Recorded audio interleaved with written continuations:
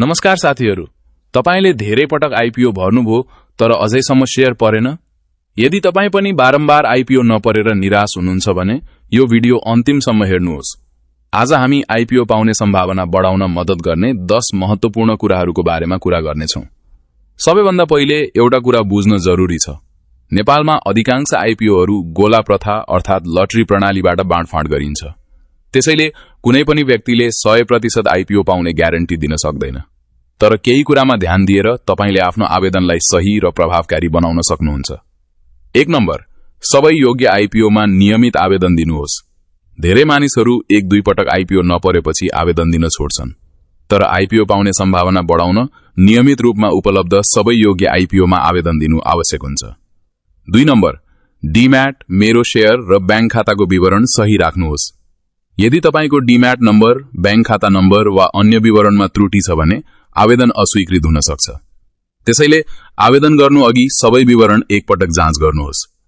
3 number, application status verified भएको सुनिश्चित गर्नुहोस्। आवेदन भरेपछि स्ट्याटसमा गएर भेरिफाइड देखिएको छ कि छैन हेर्नुहोस्। कतिपयले आवेदन त भर्छन् तर स्ट्याटस जाँच गर्दैनन्। 4 नम्बर, अन्तिम दिनसम्म नपर्खनुहोस्। धेरै मानिसहरूले अन्तिम दिन आवेदन भर्ने गर्छन्। त्यस समयमा सिस्टममा धेरै चाप पर्न सक्छ।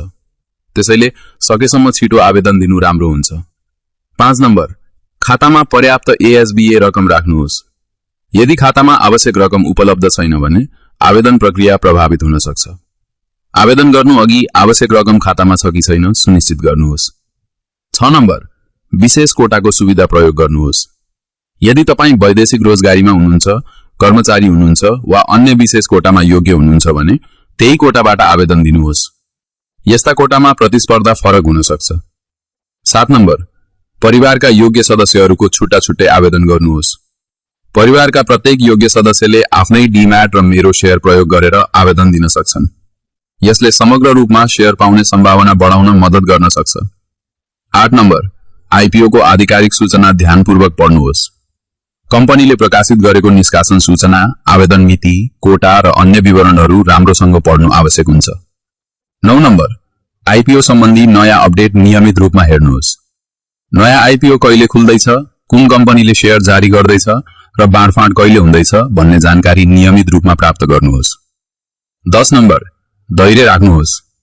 आईपीओ नपर्दैमा निराश हुनु पर्दैन। हजारौं र लाखौं आवेदकहरू हुने भएकाले सबैलाई शेयर पर्दैन। नियमित आवेदन दिँदै जानुभयो भने भविष्यमा शेयर पर्न सक्छ। अन्त्यमा सम्झनुहोस् कि आईपीओ पाउने कुनै जादुई उपाय छैन। तर सही विवरण, नियमित आवेदन, समयमै प्रक्रिया पूरा गर्ने बानी र सही जानकारीले तपाईको सम्भावना बढाउन मद्दत अवश्य गर्छ। यदि यो भिडियो उपयोगी लाग्यो भने लाइक, शेयर र सब्स्क्राइब गर्न नबिर्सनुहोस्। साथै आईपीओ, शेयर बजार र लगानी सम्बन्धी यस्तै जानकारीका लागि स्टक भाइब्स नेपाललाई फलो गर्नुहोस्।